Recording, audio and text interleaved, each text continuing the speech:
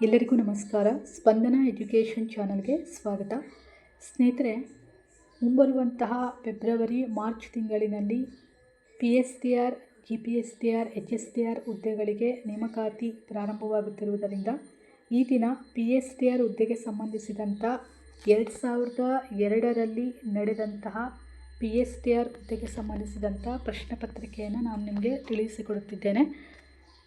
ಈ ವರ್ಷದಲ್ಲಿ GPSTR, HSTRಗಿಂತ PSTR ಹುದ್ದೆಗೆ ನೇಮಕಾತಿಗಳು ಹೆಚ್ಚಾಗಿ ಆಗುತ್ತಿರುವುದರಿಂದ ಹಾಗೂ PSTR ಹುದ್ದೆಗಳ ಶಿಕ್ಷಕರು ಹೆಚ್ಚಿನ ರೀತಿಯಲ್ಲಿ ನಿವೃತ್ತಿಯಾಗುತ್ತಿರುವುದರಿಂದ PSTR ಹುದ್ದೆಗಳ ಸಂಖ್ಯೆಯ ನೇಮಕಾತಿ ಹೆಚ್ಚಾಗಿದೆ ಅಂತಲೇ ಹೇಳ್ಬೋದು.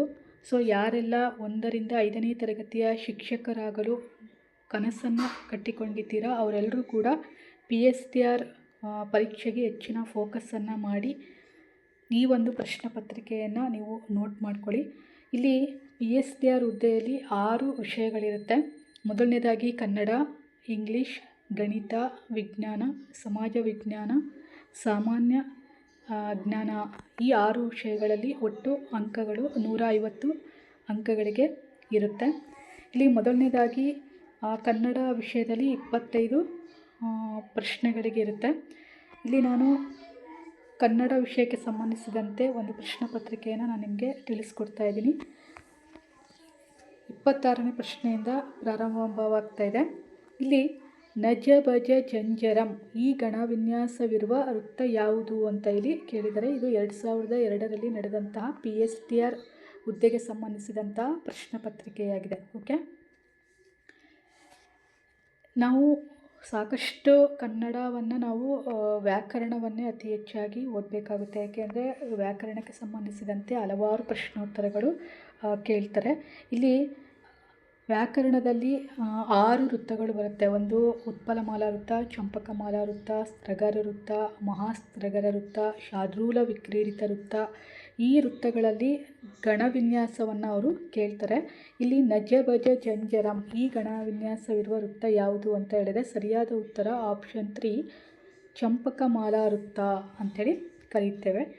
ನೆಕ್ಸ್ಟ್ 27ನೆಯ ಪ್ರಶ್ನೆ, ಅಕ್ಕ ಮಹಾದೇವಿಯ ವಚನದ ಅಂಕಿತ ಯಾವುದು ಅಂತ ಇಲ್ಲಿ ಕೇಳಿದರೆ ಇಲ್ಲಿ ವಚನಕಾರರ ಅಂಕಿತ ನಾಮಗಳನ್ನು ಕೇಳ್ಬೋದು. ಈಗ ಬಸವಣ್ಣನವರು ಮತ್ತು ಅಲ್ಲಮ ಪ್ರಭುಗಳು, ಅಕ್ಕ ಮಹಾದೇವಿ, ಸಿದ್ದರಾಮ ಈ ರೀತಿಯ ವಚನಕಾರರ ಅಂಕಿತ ನಾಮಗಳನ್ನು ಕೇಳ್ತಾರೆ. ನಾವು ಅವುಗಳನ್ನು ಕೂಡ ಓದ್ಕೋಬೇಕಾಗುತ್ತೆ. ಇಲ್ಲಿ ಅಕ್ಕ ಮಹಾದೇವಿಯ ವಚನದ ಅಂಕಿತ ಯಾವುದು ಅಂತ ಹೇಳಿದರೆ ಆಪ್ಷನ್ 2 ಚನ್ನಮಲ್ಲಿಕಾರ್ಜುನ. ಇನ್ನು ಕೂಡಲ ಸಂಗಮ ದೇವ ಇದು ಬಸವಣ್ಣನವರ ವಚನದ ಅಂಕಿತ. ನೆಕ್ಸ್ಟು ಗುಹೇಶ್ವರ ಇದು ಅಲ್ಲಮ ಪ್ರಭುಗಳ ವಚನದ ಅಂಕಿತ ನಾಮವಾಗಿದೆ.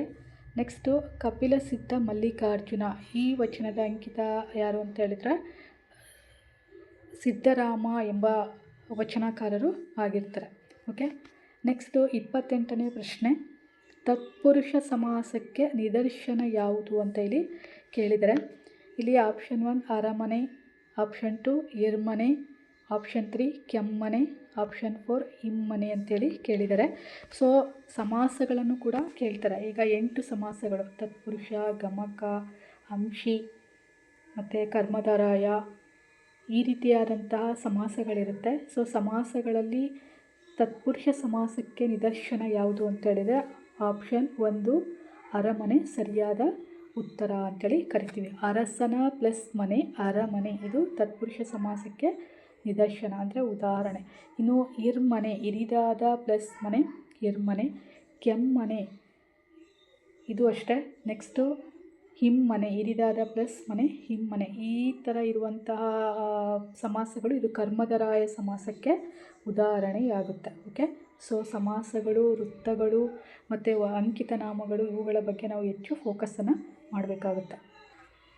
ಮುಂದಿನ ಪ್ರಶ್ನೆ 29ನೆಯ ಪ್ರಶ್ನೆ, ದಬ ದಬ ಎಂಬುದು ಯಾವ ಅವ್ಯಯ ಅಂತೇಳಿ ಕೇಳಿದರೆ ಮೊದಲನೇದು ಕೃದಂತಾವ್ಯಯ, ಕ್ರಿಯಾರ್ಥಕ ಅವ್ಯಯ, ಅವಧಾರಣಾರ್ಥಕ ಅವ್ಯಯ, ಅನುಕರಣ ಅವ್ಯಯ ಅಂತ ಇದೆ. ದಬ ದಬ, ಸರಸರ, ಚಟ ಚಟ, ಪಟ ಪಟ ಇವೆಲ್ಲ ಅನುಕರಣಾವ್ಯಯಗಳು ಅಂತೇಳಿ ನಾವು ಕರಿತೀವಿ. ಆಪ್ಷನ್ 4 ಅನುಕರಣಾವ್ಯಯಗಳು. ಓಕೆ, ಅವ್ಯಯಗಳಿಗೂ ಸಂಬಂಧಿಸಿದಂತೆ ನಾವು ಓದ್ಕೊಬೇಕಾಗುತ್ತೆ. ನೆಕ್ಸ್ಟು 30ನೇ ಪ್ರಶ್ನೆ, ಪಾಠಶಾಲೆ ಪದದಲ್ಲಿನ ಠ ಎಂಬುದು ಯಾವ ಅಕ್ಷರ ಅಂತೇಳಿ ಕೇಳಿದರೆ ಆಪ್ಷನ್ 1 ಅಲ್ಪ ಪ್ರಾಣಾಕ್ಷರ, ಆಪ್ಷನ್ 2 ದೀರ್ಘಾಕ್ಷರ, ಆಪ್ಷನ್ 3 ಮಹಾಪ್ರಾಣಾಕ್ಷರ, ಆಪ್ಷನ್ 4 ಅಘೋಷಿತಾಕ್ಷರ ಅಂತ ಕೇಳಿದರೆ ಪಾಠಶಾಲೆ ಠ ಎಂಬುದು ಯಾವ ಅಕ್ಷರ ಅಂತ ಹೇಳಿದರೆ ಆಪ್ಷನ್ 3 ಮಹಾಪ್ರಾಣಾಕ್ಷರ ಇದು ಸರಿಯಾದ ಉತ್ತರವಾಗಿದೆ. ಏಕೆಂದರೆ ಅಕ್ಷರಗಳ ಕೊನೆಯಲ್ಲಿ ಬರುವಂಥ ಠ, ಢ, ಣ, ನ ಇವೆಲ್ಲ ಹೆಚ್ಚು ಉಸಿರಿನಿಂದ ಹೇಳುವಂತಹ ಅಕ್ಷರಗಳಾಗಿರುವುದರಿಂದ ಇದನ್ನು ಠ ಎಂಬುದು ಮಹಾಪ್ರಾಣಾಕ್ಷರಕ್ಕೆ ಉದಾಹರಣೆಯಾಗುತ್ತೆ. ಓಕೆ, ನೆಕ್ಸ್ಟು 31ನೇ ಪ್ರಶ್ನೆ, ಕರ್ನಾಟಕ ಕವಿ ಚೂತವನ ಚೈತ್ರ ಬಿರುದಾಂಕಿತ ಕವಿ ಯಾರು ಅಂತೇಳಿ ಕೇಳಿದರೆ ಈಗ ಕವಿಗಳ ಹೆಸರುಗಳನ್ನು ಕೊಟ್ಬಿಟ್ಟು ಯಾವ ಕವಿಗಳಿಗೆ ಯಾವ ಬಿರುದುಗಳಿವೆ ಅಂತ ಕೂಡ ಪ್ರಶ್ನೆಗಳು ಬರುತ್ತವೆ. ಸೊ ಅವುಗಳನ್ನು ಕೂಡ ನಾವು ಓದ್ಕೋಬೇಕಾಗುತ್ತೆ. ಇಲ್ಲಿ option 1 Lakshmisha, option 2 Valmiki, option 3 Kumaravyasa, option 4 ವ್ಯಾಸ ಮುನಿಗಳು ಅಂತ ಕೇಳಿದರೆ ಇಲ್ಲಿ ಸರಿಯಾದ ಉತ್ತರ ಆಪ್ಷನ್ 1 ಲಕ್ಷ್ಮೀಶ ಕವಿಯನ್ನು ನಾವು ಕರ್ನಾಟಕ ಕವಿ ಚೂತವನ ಚೈತ್ರ, ಉಪಮಲೋಲ, ನಾದಲೋಲ ಅಂತೇಳಿ ಕೂಡ ಲಕ್ಷ್ಮೀಶ ಕವಿಯನ್ನು ಕರೆಯುತ್ತೇವೆ. ಸರಿಯಾದ ಉತ್ತರ 1 ಲಕ್ಷ್ಮೀಶ. ಮುಂದಿನ ಪ್ರಶ್ನೆ 32ನೇದು, ಇಂದ ಪ್ರತ್ಯಯ ಯಾವ ವಿಭಕ್ತಿ ಪ್ರತ್ಯಯಗಳು ಅಂತೇಳಿ ಕೇಳಿದರೆ ನೋಡಿ ಇಲ್ಲಿ ವಿಭಕ್ತಿ ಪ್ರತ್ಯಯಗಳನ್ನು ಕೇಳ್ತಾರೆ. 8 ವಿಭಕ್ತಿ ಪ್ರತ್ಯಯಗಳಿರುತ್ತೆ. ಪ್ರಥಮ, ದ್ವಿತೀಯ, ಅನ್ನು, ಆಮೇಲೆ ಇದು ಯಾವುದು ಷಷ್ಠಿ, ತೃತೀಯ, ಪಂಚಮಿ, ಸಪ್ತಮಿ ಈ ರೀತಿಯ ವಿಭಕ್ತಿ ಪ್ರತ್ಯಯಗಳನ್ನು ಕೊಟ್ಬಿಟ್ಟು ಆ ಪ್ರತ್ಯಯಗಳು ಯಾವುದು ಅಂಥೇಳಿ ವಿಭಕ್ತಿಗಳನ್ನು ಕೊಟ್ಟು ಪ್ರತ್ಯಯಗಳು ಯಾವುದು ಅಂತೇಳಿ ಕೇಳ್ತಾರೆ. ಇಲ್ಲಿ ಮೊದಲನೇದಾಗಿ ಸಪ್ತಮಿ ವಿಭಕ್ತಿ, ದ್ವಿತೀಯ ವಿಭಕ್ತಿ, ಷಷ್ಠಿ ವಿಭಕ್ತಿ, ತೃತೀಯ ವಿಭಕ್ತಿ ಅಂತ ಇದೆ. ಇಲ್ಲಿ ಇಂದ ಎನ್ನುವುದು ತೃತೀಯ ವಿಭಕ್ತಿ ಪದಕ್ಕೆ ಉದಾಹರಣೆಯಾಗುತ್ತೆ. ಓಕೆ, ಆಪ್ಷನ್ 4 ತೃತೀಯ. ಯಾಕೆಂದರೆ ಸಪ್ತಮಿ ಅಲ್ಲಿ ಎನ್ನುವ ಪ್ರತ್ಯಯ ಆಗುತ್ತೆ, ಷಷ್ಠಿ ಹ ಆಗುತ್ತೆ, ದ್ವಿತೀಯ ಅನ್ನು ಆಗುತ್ತೆ, ಪಂಚಮಿ ದೆಸೆಯಿಂದ ಅಂತೇಳಿ ಕರಿತೀವಿ, ಪ್ರಥಮ ಹ ಅಂತೇಳಿ ಕರಿತೀವಿ. ಸೊ ಹಾಗಾಗಿ ಇಂದ ಎನ್ನುವುದು ತೃತೀಯ ವಿಭಕ್ತಿ ಪ್ರತ್ಯಯಕ್ಕೆ ಉದಾಹರಣೆಯಾಗುತ್ತೆ. ಇನ್ನು ಚತುರ್ಥಿ ವಿಭಕ್ತಿಗೆ ಗೆ, ಈ, ಗೆ, ಕೆ ಅಂತೇಳಿ ಕರಿತೀವಿ. ಸೊ ಇವುಗಳನ್ನು ಕೂಡ ವಿಭಕ್ತಿ ಪ್ರತ್ಯಯಗಳನ್ನು ಕೂಡ ಕರೆಕ್ಟಾಗಿ ಓದ್ಕೊಳ್ಳಿ. ಸರಿಯಾದ ಉತ್ತರ ಆಪ್ಷನ್ 4 ತೃತೀಯ ವಿಭಕ್ತಿ ಪ್ರತ್ಯಯ. ಮುಂದಿನ ಪ್ರಶ್ನೆ 33, ಸ್ವಾತಂತ್ರ್ಯ ಸುವರ್ಣ ಮಹೋತ್ಸವ ಪ್ರಾರಂಭ ವರ್ಷ ಆಗಸ್ಟ್ 15ರಿಂದ ಯಾವ ಒಂದು ವರ್ಷದಲ್ಲಿ ಪ್ರಾರಂಭವಾಯಿತು ಅಂತ ಇಲ್ಲಿ ಕೇಳಿದರೆ ಆಪ್ಷನ್ 1 1997ರಿಂದ 98, ಆಪ್ಷನ್ 2 1996ರಿಂದ 97, ಆಪ್ಷನ್ 3 1998ರಿಂದ 99, ಆಪ್ಷನ್ 4 2000ರಿಂದ 2001 ಅಂತ ಕೇಳಿದರೆ ಅದೇ ಸ್ವಾತಂತ್ರ್ಯ ಸುವರ್ಣ ಮಹೋತ್ಸವ ಪ್ರಾರಂಭವಾದ ವರ್ಷ ಆಗಸ್ಟ್ 15 1997ರಿಂದ 98ರಲ್ಲಿ ಪ್ರಾರಂಭವಾಯಿತು. ಸೊ ಸರಿಯಾದ ಉತ್ತರ ಆಪ್ಷನ್ 1. ನೆಕ್ಸ್ಟು 34ನೆಯ ಪ್ರಶ್ನೆ, ವನ ಪದದ ಕನ್ನಡ ರೂಪ ಯಾವುದು ಅಂತ ಕೇಳಿದರೆ ಕನ್ನಡ ರೂಪವನ್ನು ತಿಳಿಸ್ಬೇಕು. ಇಲ್ಲಿ ಆಪ್ಷನ್ 1 ತೋಟ, ಆಪ್ಷನ್ 2 ಬನ, ಆಪ್ಷನ್ 3 ಕಾಡು, ಆಪ್ಷನ್ 4 ಅಡವಿ ಅಂತೇಳಿ ಕೇಳಿದರೆ ಸೊ ವನ ಅನ್ನುವಂಥ ಒಂದು ಕನ್ನಡ ರೂಪ ಯಾವುದು ಅಂತ ಹೇಳಿದರೆ ಆಪ್ಷನ್ 2 ಬನ ಅಂತೇಳಿ ಕರಿತೀವಿ. ವನದ ಕನ್ನಡ ರೂಪ ಬನ. ಓಕೆ, ಮುಂದಿನ ಪ್ರಶ್ನೆ 35, ಕನ್ನಡ ನಾಡಿನ ರಾಜ್ಯ ಭಾಷೆ ಯಾವುದು? ನೋಡಿ, ಭಾಷೆಗಳ ಬಗ್ಗೆ ಕೂಡ ಕೇಳ್ತಾರೆ. ಈಗ ತಮಿಳುನಾಡು, ಆಂಧ್ರ ಪ್ರದೇಶ, ಹಾಗೆ ತೆಲಂಗಾಣ ಈ ರೀತಿಯ ಎಲ್ಲ ರಾಜ್ಯಗಳ ಭಾಷೆಗಳನ್ನು ಕೇಳ್ತಾರೆ. ಅವುಗಳ ಬಗ್ಗೆ ನಾವು ತಿಳ್ಕೊಂಡಿರಬೇಕಾಗುತ್ತೆ. ಇಲ್ಲಿ ಆಪ್ಷನ್ಸ್ ನೋಡೋಣ. 1 ಕೊಡವ, ಕೊಂಕಣಿ, ಕನ್ನಡ, ಕೊರವ. ಸೊ ನಮ್ಮ ಕನ್ನಡ ನಾಡಿನ ರಾಜ್ಯ ಭಾಷೆ ಅಂದರೆ ನಾವು ಮಾತನಾಡುವ ಭಾಷೆ ಯಾವುದು ಅಂತ ಹೇಳಿದ್ರೆ ಆಪ್ಷನ್ 3 ಕನ್ನಡ ಭಾಷೆ. ನೆಕ್ಸ್ಟು 36ನೇ ಪ್ರಶ್ನೆ, ನ, ನ್ಯ, ಣ, ನ ಮತ್ತು ಮ ಧ್ವನಿಗಳನ್ನು ಎಂತಹ ಧ್ವನಿಗಳು ಅಂತ ಕರೀತಾರೆ ಅಂತ ಇಲ್ಲಿ ಕೇಳಿದರೆ ಇಲ್ಲಿ ಆಪ್ಷನ್ 1 ಅನುಸ್ವಾರ ಧ್ವನಿಗಳು, ಆಪ್ಷನ್ 2 ಅನುನಾಸಿಕ ಧ್ವನಿಗಳು, ಆಪ್ಷನ್ 3 ಅಲ್ಪಪ್ರಾಣ ಧ್ವನಿಗಳು, ಆಪ್ಷನ್ 4 ಅವರ್ಗೀಯ ಧ್ವನಿಗಳು ಅಂತೇಳಿ ಹೇಳಿದರೆ ಇಲ್ಲಿ ನ್ಯ ನ್ಯ ಣ ನ ಮ ಧ್ವನಿಗಳು ಇವುಗಳನ್ನು ನಾವು ಮೂಗಿನ ಸಹಾಯದಿಂದ ಅಂದರೆ ಮೂಗಿನ ಸಹಾಯದಿಂದ ಉಚ್ಚರಿಸುವಂಥ ಧ್ವನಿಗಳನ್ನು ನಾವು ಅನುನಾಸಿಕ, ನಾಸಿಕ ಅಂದರೆ ಮೂಗಿನ ಸಹಾಯದ, ಮೂಗು ಅಂತೇಳಿ ಕರಿತೀವಿ. ಮೂಗಿನ ಸಹಾಯದಿಂದ ಉಚ್ಚರಿಸುವಂತಹ ಧ್ವನಿಗಳನ್ನು ನಾವು ಅನುನಾಸಿಕ ಧ್ವನಿಗಳು ಅಂತೇಳಿ ಕರೆಯುತ್ತೇವೆ. ಸೊ ಹಾಗಾಗಿ ಆಪ್ಷನ್ 2 ಸರಿಯಾದ ಉತ್ತರ. ನೆಕ್ಸ್ಟು 37ನೇ ಪ್ರಶ್ನೆ. 1, 2, 4, 5ನೇ ಸಾಲು ಒಂದಕ್ಕೊಂದು ಸಮನಾಗಿದ್ದು 3 ಮತ್ತು 4 ಮಾತ್ರೆಗಳ 4 ಗಣ, 3 ಮತ್ತು 6ನೇ ಸಾಲು ಒಂದೇ ಆಗಿದ್ದು 3 ಮತ್ತು 4 ಮಾತ್ರೆಗಳ 6 ಗಣ ಮೇಲೊಂದು ಗುರುವಿನಿಂದ ಕೂಡಿರುವ ಪದ್ಯವನ್ನು ಏನೆಂದು ಕರೆಯುತ್ತಾರೆ ಅಂತ ಇಲ್ಲಿ ಕೇಳಿದ್ದಾರೆ. ಅಂದರೆ 1 ಮತ್ತು 2, 4 ಮತ್ತು 5ನೇ ಸಾಲು ಒಂದಕ್ಕೊಂದು ಸಮನಾಗಿದ್ದು 3 ಮತ್ತು 4 ಮಾತ್ರೆಗಳ 4 ಗಣವಾಗಿದ್ದು 3 ಮತ್ತು 6ನೇ ಸಾಲು ಒಂದೇ ಆಗಿದ್ದು 3 ಮತ್ತು 4 ಮಾತ್ರೆಗಳ 6 ಗಣ ಮೇಲೊಂದು ಗುರುವಿನಿಂದ ಕೂಡಿರುವಂಥ ಪದ್ಯವನ್ನು ಏನೆಂದು ಕರೆಯುತ್ತಾರೆ? ಆಪ್ಷನ್ಸ್: ಭೋಗ ಷಟ್ಪದಿ, ಶರ ಷಟ್ಪದಿ, ಕುಸುಮ ಷಟ್ಪದಿ, ಭಾಮಿನಿ ಷಟ್ಪದಿ. ಸೊ ಇಲ್ಲಿ ಮೇಲೊಂದು ಗುರುವಿನಿಂದ ಕೂಡಿರುವಂಥ ಪದ್ಯವನ್ನು ನಾವು ಆಪ್ಷನ್ 4 ಭಾಮಿನಿ ಷಟ್ಪದಿ ಅಂತೇಳಿ ಕರೆಯುತ್ತೇವೆ. ಸರಿಯಾದ ಉತ್ತರ ಆಪ್ಷನ್ 4 ಭಾಮಿನಿ ಷಟ್ಪದಿ. ನೆಕ್ಸ್ಟ್ 38ನೇ ಪ್ರಶ್ನೆ. ಬೇಸಗೆ ಪದದ ಗ್ರಾಮ ಜಾನಪದ ರೂಪ ಯಾವುದು ಅಂತೇಳಿ ಕೇಳಿದರೆ ಆಪ್ಷನ್: ಬ್ಯಾಸಿಗೆ, ಬೇಸಿಗೆ, ಬ್ಯಾಸುಗೆ, ಬ್ಯಾಸಿಗಿ. ಅಂದರೆ ಬೇಸಗೆ ಅನ್ನುವ ಒಂದು ಗ್ರಾಮ ಜನಪದ ರೂಪ ಅಂದರೆ ಗ್ರಾಮ್ಯ ಭಾಷೆ ಯಾವುದಾಗುತ್ತೆ ಅಂದರೆ ಆಪ್ಷನ್ 1 ಬ್ಯಾಸಿಗಿ ಅಂತೇಳಿ ಕರಿತೀವಿ. ಬೇಸಿಗೆ, ಬ್ಯಾಸಿಗಿ. ಓಕೆ, ನೀವು ಹಳ್ಳಿ ಕಡೆ ಎಲ್ಲ ಕೇಳ್ಬೋದು, ಬೇಸಿಗೆ ಅಂದರೆ ಬ್ಯಾಸಗಿ ಇದೆ ಅಂತ ಹೇಳ್ತಾರಲ್ವ. ಸೊ ಬ್ಯಾಸಿಗಿ ಅನ್ನೋದು ಗ್ರಾಮ ಅಂದರೆ ಗ್ರಾಮ್ಯ ಪದ ಅಂತೇಳಿ ಕರೆಯುತ್ತೇವೆ. ನೆಕ್ಸ್ಟು 39ನೇ ಪ್ರಶ್ನೆ. ದ.ರಾ ಬೇಂದ್ರೆ ಅವರು ಅರಳು ಮರಳು ಕವನ ಸಂಗ್ರಹಕ್ಕೆ ಸಂದ ಪ್ರಶಸ್ತಿ ಯಾವುದು ಅಂತ ಹೇಳಿ ಕೇಳಿದರೆ ನೋಡಿ, ಕವಿಗಳ ಹೆಸರುಗಳನ್ನು ಕೊಟ್ಟು ಅವರ ಕೃತಿಗಳನ್ನು ಕೊಟ್ಟು ಅವರ ಕೃತಿಗಳಿಗೆ ಯಾವ ಒಂದು ಪ್ರಶಸ್ತಿ ಬಂದಿದೆ ಅಂತಲೂ ಕೂಡ ಕೇಳುವಂಥ ಪ್ರಶ್ನೆಗಳಿರುತ್ತೆ. ಸೊ ಇಲ್ಲಿ ದ.ರಾ ಬೇಂದ್ರೆಯವರ ಅರಳು ಮರಳು ಸಾಹಿತ್ಯಕ್ಕೆ ಕವನ ಸಂಗ್ರಹಕ್ಕೆ ಯಾವ ಪ್ರಶಸ್ತಿ ಬಂದಿದೆ ಅಂತ ಕೇಳಿದರೆ ಇಲ್ಲಿ ಆಪ್ಷನ್ 1 ಜ್ಞಾನಪೀಠ ಪ್ರಶಸ್ತಿ, ಆಪ್ಷನ್ 2 ಕೇಂದ್ರ ಸಾಹಿತ್ಯ ಅಕಾಡೆಮಿ ಪ್ರಶಸ್ತಿ, ಆಪ್ಷನ್ 3 ಪಂಪ ಪ್ರಶಸ್ತಿ, ಆಪ್ಷನ್ 4 ರಾಜ್ಯ ಸಾಹಿತ್ಯ ಅಕಾಡೆಮಿ ಪ್ರಶಸ್ತಿ. ಸೊ ಇಲ್ಲಿ ಸರಿಯಾದ ಉತ್ತರ ಆಪ್ಷನ್ 2 ಕೇಂದ್ರ ಸಾಹಿತ್ಯ ಅಕಾಡೆಮಿ ಪ್ರಶಸ್ತಿ. ದ.ರಾ ಬೇಂದ್ರೆ ಅಂದರೆ ದತ್ತಾತ್ರೇಯ ರಾಮಚಂದ್ರ ಬೇಂದ್ರೆ ಎಂಬ ಕವಿಯ ಅರಳು ಮರಳು ಕವನ ಸಂಗ್ರಹಕ್ಕೆ ಕೇಂದ್ರ ಸಾಹಿತ್ಯ ಅಕಾಡೆಮಿ ಪ್ರಶಸ್ತಿ ಸಂದಿದೆ. ಇನ್ನು ಅವರ ಯಾವುದು 4 ತಂತಿ ಕೃತಿಗೆ ಜ್ಞಾನಪೀಠ ಪ್ರಶಸ್ತಿ ಬಂದಿದೆ. ಓಕೆ, ನೆಕ್ಸ್ಟ್ 40ನೇ ಪ್ರಶ್ನೆ. ಮುಂದಿನ ಪ್ರಶ್ನೆ 40. ಕನ್ನಡದ ಕಣ್ವ ಎಂದು ಹೆಸರಾದವರು ಯಾರು ಅಂತ ಕವಿಗಳ ಹೆಸರನ್ನು ಕೇಳಿದರೆ ಮೊದಲನೇದಾಗಿ option 1 Ti Nam Shri, option 2 BM Shri, option 3 Shriranga, option 4 VC. ಕನ್ನಡದ ಕಣ್ವ ಎಂದು ಹೆಸರಾದವರು ಆಪ್ಷನ್ 2 ಬಿ.ಎಂ ಶ್ರೀಕಂಠಯ್ಯ ಅಂದರೆ ಬೆಳ್ಳೂರು ಮೈಲಾರಯ್ಯ ಶ್ರೀಕಂಠಯ್ಯ ಎಂದು ಇವರನ್ನು ಕರೀತಾರೆ. ಓಕೆ, ನೆಕ್ಸ್ಟು 41ನೇ ಪ್ರಶ್ನೆ. ಕರ್ನಾಟಕ ಸಂಗೀತ ಪಿತಾಮಹ ಎಂದೇ ಜನಪ್ರಿಯರಾದವರು ಯಾರು? ಯಾವ ದಾಸರನ್ನು ನಾವು ಕರ್ನಾಟಕ ಸಂಗೀತ ಪಿತಾಮಹ ಎಂದು ಕರೆಯುತ್ತೇವೆ ಅಂತ ಕೇಳಿದರೆ ಆಪ್ಷನ್ 1 ಕನಕದಾಸರು, ಆಪ್ಷನ್ 2 ವಿಜಯದಾಸರು, ಆಪ್ಷನ್ 3 ಪುರಂದರದಾಸರು, ಆಪ್ಷನ್ 4 ಜಗನ್ನಾಥ ದಾಸರು. ಇಲ್ಲಿ ಸರಿಯಾದ ಉತ್ತರ ಆಪ್ಷನ್ 3 ಪುರಂದರದಾಸರನ್ನು ನಾವು ಕರ್ನಾಟಕ ಸಂಗೀತ ಪಿತಾಮಹ ಎಂದು ಕರೆಯುತ್ತೇವೆ. ನೆಕ್ಸ್ಟ್ 42ನೇ ಪ್ರಶ್ನೆ. ಮಗು ಪದದ ಬಹುವಚನ ರೂಪ ಯಾವುದು ಅಂತ.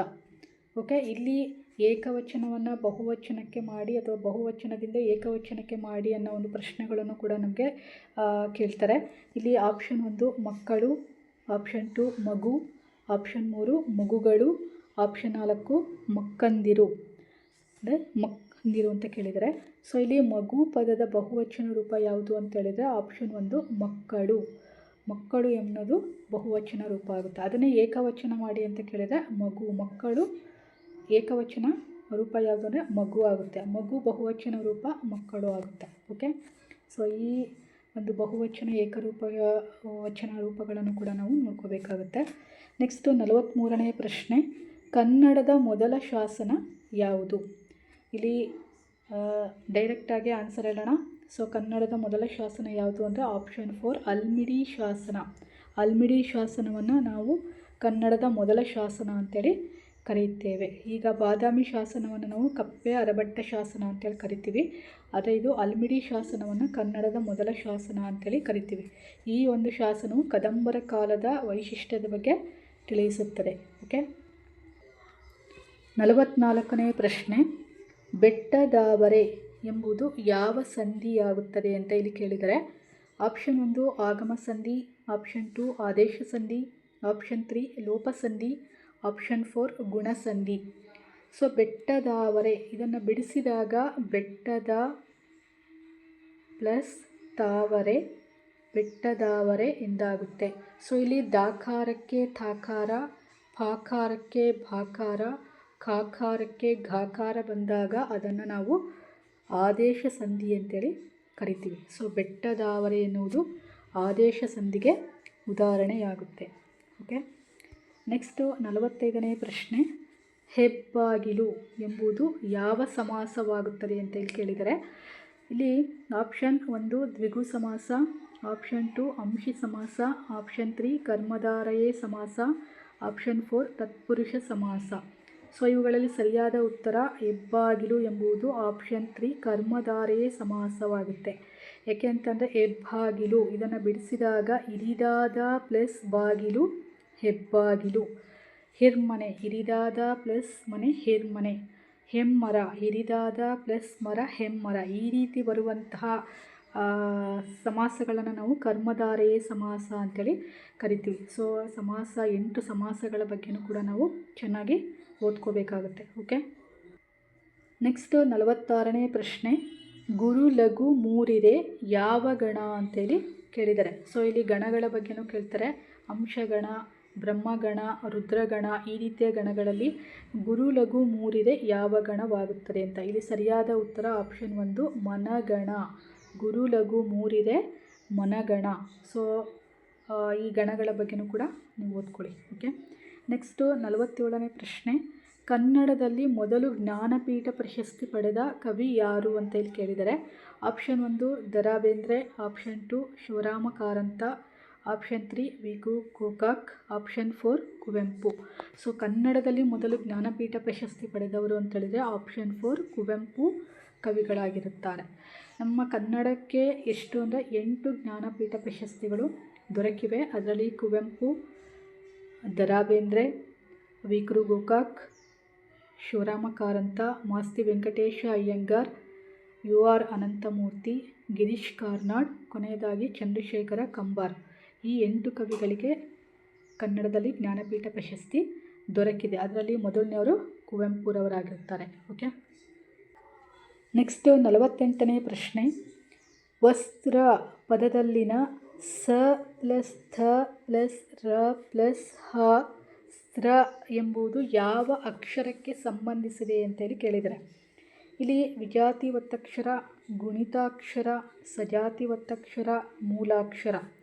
ಸೊ ಇಲ್ಲಿ ವಸ್ತ್ರವನ್ನು ಇಲ್ಲಿ ಬಿಡಿಸಿ ಬರೆದಾಗ, ಈ ಅಕ್ಷರವನ್ನು ಬಿಡಿಸಿದಾಗ ಇಲ್ಲಿ ಸ ಒಂದು ಜಾತಿಯ ಅಕ್ಷರ, ಥ ಒಂದು ಜಾತಿಯ ಅಕ್ಷರ, ರ ಒಂದು ಜಾತಿಯ ಅಕ್ಷರ, ಹ ಒಂದು ಜಾತಿಯ ಅಕ್ಷರವಾಗುತ್ತೆ. ಸೊ ಇದು ವಿಜಾತಿಯ ಒತ್ತಕ್ಷರ ಅಂತೇಳಿ ಇವನ್ನ ಕರೆಯುತ್ತೇವೆ. ಓಕೆ, ಬೇರೆ ಬೇರೆ ಅಕ್ಷರಗಳಿಂದ ಬಂದಿರುವಂಥ ಒತ್ತಕ್ಷರಗಳನ್ನು ನಾವು ಆಪ್ಷನ್ 1 ವಿಜಾತಿ ಒತ್ತಕ್ಷರ ಎಂದು ಕರೆಯುತ್ತೇವೆ. ಸೊ ಸರಿಯಾದ ಉತ್ತರ ಆಪ್ಷನ್ 1 ವಿಜಾತಿ ಒತ್ತಕ್ಷರ.